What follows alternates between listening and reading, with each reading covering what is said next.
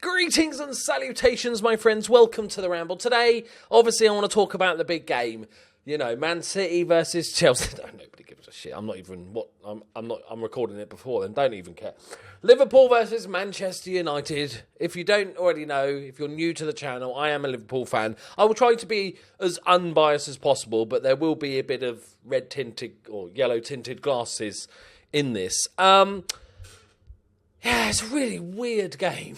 It was obviously the injuries really helped destroy any sort of fluidity, especially the first half. Man United were really unlucky with their injuries, and then also Bobby Firmino got injured. Rashford obviously wasn't fully fit.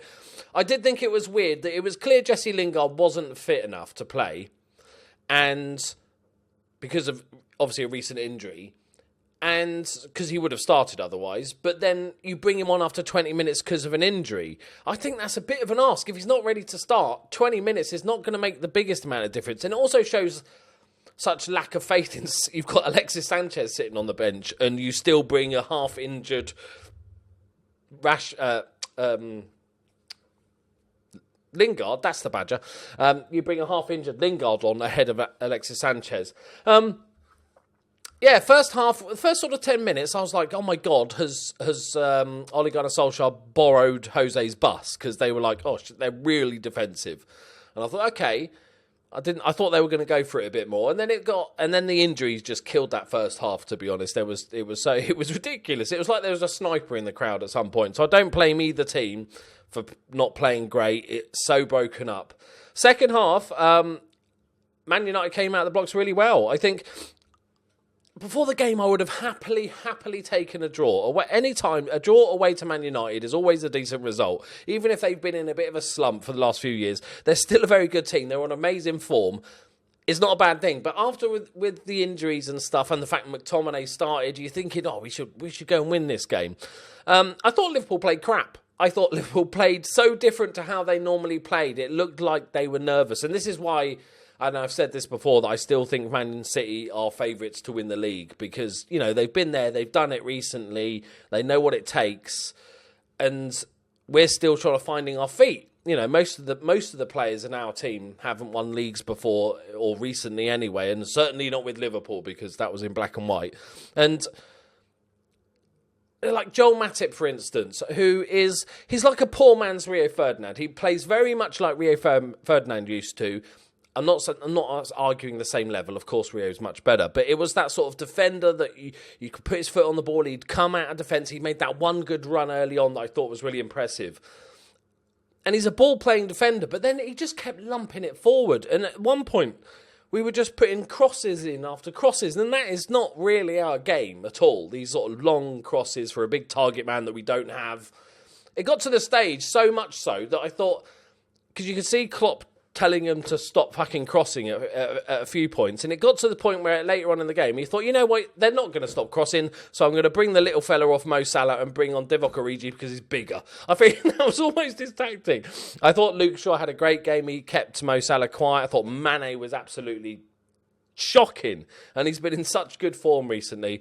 I just think we didn't play to our game plan. I imagine... Despite it was weird. Like I said, it felt like it's a good result. It definitely is. A point at Old Trafford is always a good thing.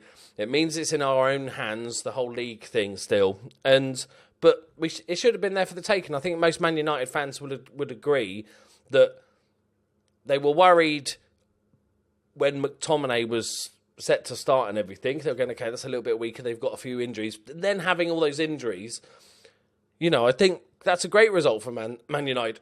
And if anyone deserved to win, Man United did. We had more of the ball, but we didn't do anything with it. Man United had some really good chances. There was a couple of offsides. Chris Smalling missed one at the back post. He should have just thrown his body at it. It's the ponytail, it was slowing him down. But yeah, Man United had the really good chances. The one proper chance they did with Jesse Lingard, where Alisson did amazing and sort of clawed it away and stuff. So, weird. It's weird. I feel gutted that we got a good result, which is just seems a bizarre situation to be in. But after the injuries, they were there for the taking, and we let ourselves down a little bit. We played pretty poor. Man United didn't play great by any means, but it is hard to play great when you have 3 injuries, plus Rashford clearly not fit, in a lot of pain the whole game, playing Lukaku as a left winger. And Alexis Sanchez, who's just like his brother snuck in, Bob Sanchez. So here's what it is. I've just got. I think in a few hours' time, this is like immediately after the game. I think in a few hours' time, I'll be fine with it. It's a good point. That does the job. It's like losing would have been horrific, but this is fine. But yeah, just disappointed that we didn't. I was looking forward to a quality game between Man United and Liverpool, an in-form Man United, an in-form Liverpool. I said it could be 3-2 either way. I thought that's going to be that sort of game, and in the end, it became a bitty, messy, lack of skill, 0-0 draw. And like I said, a lot of that is down to the injuries that kind of cripples the game and stuff like that. And I know some people don't rate Bobby Firmino, but he is integral to the way that the Liverpool system works. But my man of the match probably, but I would have probably agreed with Gary Neville. I think Luke Shaw had a really solid game at left back. I'm not sure how Ashley Cole Steele's living as a right back. God, he almost gave that goal away, didn't he, right at the beginning of the game? That would have been horrific or brilliant, depending on your situation. But yeah, I thought Luke Shaw was solid. As for Liverpool players, Alisson was brilliant as usual. I think Van Dijk's just imperious. Joel Matip's wobbly, although that run at the beginning that almost got the penalty free kick on the edge of the area was amazing. The trouble is, he tries that about 5 times a game, and 99% of the time it never pays off, and it's then very dangerous on the counter-attack. So I'd rather he not do that, but occasionally it works. So, yeah, it's what it is. Take it. It's a point. I can go and just chill out and watch Man City versus Chelsea too, Rich. And like I said, overall for the league, I still think it's Man United's to... Man City's going to win it, I think. You see the difference today. Like, Liverpool looked a bit edgy, bit nervous, big game, bit scared. And then we have an injury like Bobby and Daniel Sturridge, who's a good finisher. He's just never normally fit, but he's not the sort of level of our squad anymore. Same as Man United. You had a few injuries, and they got lessened because of that. If that was Man City in that game, they could have Aguero could get injured, and they have a gooder squad. You just put Jesus on. You've got the Sanés and the Sterlings and stuff. They can have those sort of injuries, and their squad be just as good. That's the biggest difference. Plus, they've won it before. So my money is still on Man City. Well, I'm not betting, man, but my money would still be on Man. I wouldn't bet against Liverpool, but if I did, I think Man City would definitely still be favourites for me. But it just shows progress. I think the fact that I am disappointed with drawing away to Man United probably says a lot about how Liverpool have improved over the last few years. As a little bit about sort of Ole Gunnar Solskjaer, it's a weird one that, whether he should get the job. I think he should. He's done brilliantly. But I think he's done brilliantly in what a lot of managers... You could have stuck a lot of non-big name managers into that team, because I feel like all he's done, and he said this himself, is he's just let really good players go and play football.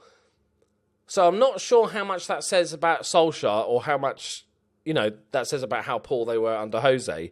But obviously the big thing we don't know about Solskjaer is whether he's good at spending money, what sort of transfers, or whether he's going to be allowed to spend money, or whether... What's his name? Wood. Is going to have more all the say over transfers and stuff like that. Because I feel like they could offer Solskjaer the job for like £10 a week and a packet of crisps and a mint aero, and he'd probably take it. Whereas a big name manager is going to want certain assurances. A big name manager is going to come in and say, okay, I want this sort of money, but I also want £100 million to spend in the summer, where Solskjaer would just be happy to have 10 quid. So I think you've got to give him a chance. There's no point in announcing it now. Announce it at the end of the season. Give him a go. It'd be nice if a homegrown talent, so to speak, can become the next proper Man United manager and stuff like that. So, yeah, overall, disappointing. Man United fans, let me know what you think. I don't think any of those injuries looked too horrific for Man United. Bobby Firmino just seemed to look like he rolled an ankle. So I don't think there's any too bad, any serious injuries and stuff. So that's good. Before we finish up, just a little health update. For many of you know that I'm on this sort of diet stuff, boring diety bollocks. This week, I managed an impressive loss of 2.5 pounds, which is just over 1 kilogram, meaning I have lost 1 stone so far in the however many weeks we've been doing it, which I'm delighted with. I need another probably 3 stone I'll be happy with, but 1 stone gone so far. I'm absolutely delighted. Which 1 stone is 14 pounds, so that's sort of 6.5 kilos ish. So I'm delighted with that. Let me know how you're getting on with your health kick in the getting fitish in the comments below. Let me know what you think of the game and stuff like that, and I'll see you next time. Bye bye.